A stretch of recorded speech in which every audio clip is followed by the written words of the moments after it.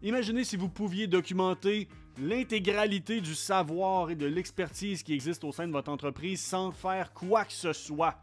Ce serait incroyable. Je suis convaincu que c'est ce que vous vous dites et c'est exactement ce que je vais vous montrer aujourd'hui. Mon nom est Mathieu de l'équipe de Didac et je vais vous apprendre comment implanter une culture de Lunch and Learn dans votre entreprise. Si vous n'êtes pas familier avec le terme des Lunch and Learn, je vais vous expliquer, c'est très simple. C'était traditionnellement une session, un événement physique où on rassemblait des gens pour aller partager nos connaissances. C'était très informel, c'était une façon de socialiser un petit peu et c'était une façon de, justement, amener les gens à se former ou apprendre des nouvelles meilleures pratiques. Trop souvent, malheureusement, ces éléments-là étaient ponctuels, étaient physiques, comme je l'ai mentionné. Donc, il y avait beaucoup d'éléments qui se perdaient. La valeur d'un Lunch and Learn, traditionnellement, c'était ce que tu as retenu d'une session qui était finie, installée dans le temps. Ce qu'on veut faire maintenant, c'est vraiment mettre une culture de Lunch and Learn dans votre entreprise afin que chacune des initiatives de partage de connaissances soit historisée, soit filmée, documentée, afin que, tranquillement, pas vite, on commence à documenter les processus et l'expertise de l'entreprise pour bâtir plus solide. Si vous n'avez pas déjà fait de Lunch and Learn, voici tous les éléments que vous avez manqués ou les opportunités gaspillées ou les enjeux auxquels vous faites face présentement. La première chose, c'est très simple, votre entreprise est possiblement pas documentée. Donc, vous êtes continuellement en train de vous répéter et ça devient frustrant et même démotivant de savoir qu'on continue d'être non documenté. Parce que je suis sûr et certain que vous êtes déjà conscient que c'est super important. La raison pour laquelle vous n'avez pas pris action, possiblement, c'est le manque de ressources ou l'idée qu'on n'a pas la capacité présentement, le temps de le faire. On va vraiment travailler là-dessus aujourd'hui pour vous aider à voir d'un œil tout autre parce que ça peut être facile à mettre en place. Comme je l'ai mentionné, à la base de tout ça, on veut arrêter de se répéter. On veut que les échanges entre nos employés amènent de la valeur ajoutée. Donc, en créant des initiatives de partage de connaissances qu'on documente, ces éléments-là deviennent ensuite des guides et des référents pour l'ensemble des employés actuels, mais aussi futurs, pour développer l'autonomie de tous et chacun.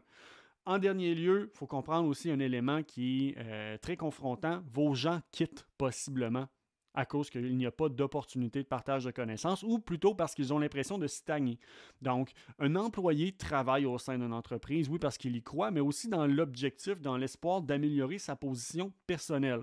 Oui, le salaire et les augmentations salariales supportent ça, mais de plus en plus, ça devient même plus important pour un employé d'avoir l'impression qu'il progresse à titre d'humain et de personne en premier lieu. Et ça se fait par, oui, un apprentissage qui est vertical, donc devenir de plus en plus expert dans une chose, mais à l'inverse aussi sur un axe horizontal, donc de continuellement être exposé à des nouvelles connaissances qui sortent peut-être de son champ d'expertise, mais qui deviennent des points d'intérêt et qui donnent de la profondeur à cet employé-là. Si, évidemment, il y a des défis, il y a des opportunités, il y a des gains à aller chercher avec l'approche de Lunch and Learn. Tout d'abord, sans surprise, on va avoir réglé le maudit dossier de documenter son entreprise. Ça va être fait. Et vous allez vous rendre compte que c'est quelque chose qui n'est jamais complété, ça se fait progressivement, mais le simple fait de savoir qu'on progresse va vous enlever un poids sur les épaules et vous allez possiblement vous dire que vous auriez donc dû avoir fait cette initiative-là plus tôt. Pourquoi? Parce que le contenu devient un élément collaboratif. Donc, la création, le fardeau de créer les dits contenus pour documenter ne repose plus sur les épaules d'une, deux, trois personnes stratégiques, mais bien vraiment sur un effort de groupe, un effort d'équipe.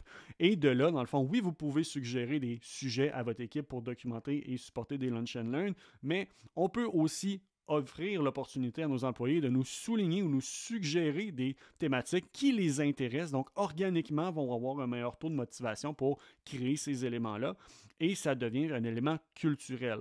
On le met à l'horaire sur une base récurrente qui peut être mensuelle, trimestrielle, peu importe, mais le simple fait de savoir qu'il y a des opportunités sur une base régulière, de partager notre savoir, nos apprentissages, va faire que les gens vont être plus alertes sur les bons coups qu'ils font et qui possiblement aimeraient communiquer avec les autres via un Lunch and Learn. C'est une mesure aussi sociale, dans la mesure où on travaille de plus en plus à distance, donc les opportunités de connecter et de se rapprocher de nos collègues sont de plus en plus rares. Les Lunch and Learn sont à la fois donc une initiative de documentation des processus, donc très opérationnelle, mais aussi un élément de formation, donc très RH, mais aussi très social. Donc, le tissu social dans votre entreprise va vraiment devenir beaucoup plus serré. Vos employés vont avoir plus d'appartenance. Donc, possiblement, si vous le faites bien, vous devriez être aussi capable d'avoir une réduction du taux de départ à cause de ce type d'initiative-là. On veut toujours s'améliorer. De là, dans le fond, les Lunch and Learn, c'est aussi une bonne façon de, sans dire que c'est de la formation officielle, être exposé aux meilleures pratiques. Donc, de savoir que je suis bon dans un sujet A, mais qu'il y a une autre personne qui fait le même sujet ou expertise de façon très différente, mais j'ai jamais eu la chance d'aller lui poser des questions et de vraiment aller creuser sur qu'est-ce qui fait qu'il est un petit peu meilleur dans l'élément A alors que moi B. Donc, on est exposé aux meilleures pratiques et aux trucs, astuces de chacune des personnes dans l'entreprise qui nous permet d'avoir accès à plus d'informations et d'outils pour définir notre propre recette si on le veut et minimalement avoir plus d'arguments pour augmenter notre performance et productivité personnelle, donc notre sentiment d'accomplissement dans l'entreprise. Comme vous pouvez le voir, la notion de Lunch and Learn, pour moi, c'est quelque chose qui vient me chercher très profondément. J'en parle avec passion parce que ça a été quelque chose qui a changé ma vie. Je vous explique en contexte, je ne suis pas différent de personne. J'ai quitté des emplois dans le passé parce que je n'avais pas l'opportunité de continuellement apprendre. J'ai ce qu'on appelle un growth mindset, donc j'ai le besoin de continuellement apprendre des nouvelles choses, de satisfaire ma curiosité et il y a très peu de choses qui sont pires pour une personne avec un profil comme le mien, qui est très classique, que de ne pas avoir l'opportunité soit d'apprendre en continu ou de contribuer à l'amélioration. Donc, j'ai quitté des emplois qui payaient très bien simplement par le fait d'être continuellement exposé à des processus qui étaient défaillants, mais qui malheureusement étaient maintenus et ne pas avoir l'opportunité de pouvoir contribuer avec des suggestions d'amélioration parce que ce n'était pas à l'horaire, ce n'est pas encouragé. Donc, on passe à côté de belles opportunités lorsqu'on n'en fait pas une culture, une tradition dans l'entreprise, de permettre ces éléments-là, ne serait-ce que pour verbaliser des zones d'amélioration ou zones de friction qu'on vise à corriger à titre d'employé à nos gestionnaires. Ça fait vraiment une très grosse différence. Le salaire est important, mais de plus en plus, comme je l'ai mentionné, ces éléments-là de suis-je aujourd'hui dans une meilleure position que hier et est-ce que je crois très profondément que demain, je vais être dans une meilleure position. Honnêtement, ça fait de plus en plus de différence dans le taux de rétention de vos employés. De façon concrète, on fait ça comment maintenant implanter une culture de Lunch and Learn. Vous allez voir, c'est très simple, il y a 3 étapes clés. La première, on va vouloir identifier. Donc, on peut parler de beaucoup de choses parce qu'il y a beaucoup de terrain à couvrir dans une entreprise avec les différents départements, processus, expertise.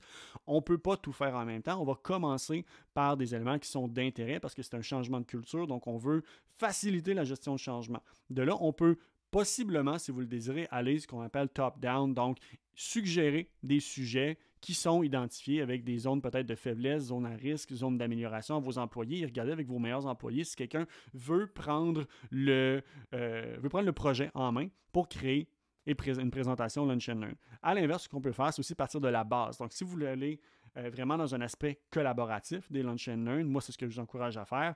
Collaborer avec vos employés pour voir qu'est-ce qui vous intéresse. Si vous êtes capable, vos gestionnaires devraient savoir les champs d'intérêt de chacun de vos employés. Si vous êtes capable de miser sur les champs d'intérêt organiques de vos employés afin qu'ils créent une présentation, bien, normalement, l'adoption du projet de la culture va être beaucoup plus facile et ça va être plus simple de bâtir une armée de créateurs de contenu afin que tous et chacun puissent créer une petite pièce de contenu, que ça peut être 10 minutes, 15 minutes, une demi-heure pour garder ça simple en premier tour de piste et être le porteur d'un sujet spécifique. Lorsqu'on a identifié nos sujets, on veut, l'étape 2, supporter nos employés. C'est correct de dire, OK, j'ai vendu l'idée, j'ai quelqu'un qui adhère à cette philosophie. Maintenant, comment est-ce que je rends ça facile pour lui de l'exécuter? Et c'est là que votre rôle de gestionnaire rentre en jeu. Donc, on veut, pour l'employé, lui fournir le plus de temps, ressources aussi, pour créer ces éléments-là. Donc, une culture, ce n'est pas quelque chose qui se bâtit sur des éléments ponctuels. Moi, je vous encourage, ne serait-ce que soit sur une base trimestrielle, mais d'avoir peut-être une journée réservée ou quelques demi-journées réservées pour du partage de connaissances avec les collègues, avec justement tous les gens dans l'entreprise. Ça peut être par département. À vous de voir qu'est-ce qui fonctionne le mieux, mais de permettre à l'employé de savoir qu'il y a une cadence au niveau de la formation et de là, lui fournir le temps en amont à préparer ces contenus, mais aussi les gabarits. Donc, vos employés sont sûrement très bons à l'exécution, mais ne sont pas nécessairement des pédagogues. Donc, on va vous fournir à la fin de cette vidéo différents gabarits pour permettre à vos employés de ne pas se casser la tête. C'est une approche où ils ont pratiquement juste à remplir les cases ou changer les mots et le visuel de la présentation, la séquence est faite, l'ordre logique d'une bonne présentation de Lunch and Learn est déjà préparé pour vous. Vous pouvez vraiment vous l'approprier. Donc, c'est un prêt à consommer qu'on vous offre avec les documents à la fin de cette vidéo pour, encore une fois, éliminer le plus de friction possible afin qu'une personne qui est bien outillée d'un point de vue expertise et exécution puisse aussi être bien outillée dans la notion de partager ses connaissances et ne pas devenir trop stressé avec la notion de « je suis bon pour le faire, je suis pas bon pour l'enseigner ». Donc, on essaye de mieux encadrer, supporter les gens avec ces éléments-là et on fait notre bout de chemin en vous offrant ces outils pour vous aider. La troisième étape, c'est de maximiser l'utilisation de ce qui va être fait. Comme on l'a mentionné en entrée de jeu, un Lunch and Learn, traditionnellement, c'était des choses qui étaient faites en présentiel, un élément très ponctuel, figé dans le temps.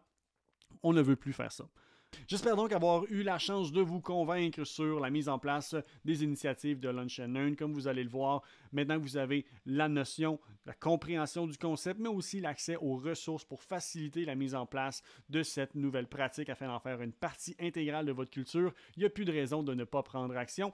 Je vous laisse donc aller télécharger le gabarit et le formulaire pour collecter les sujets et pour plus facilement bâtir les présentations.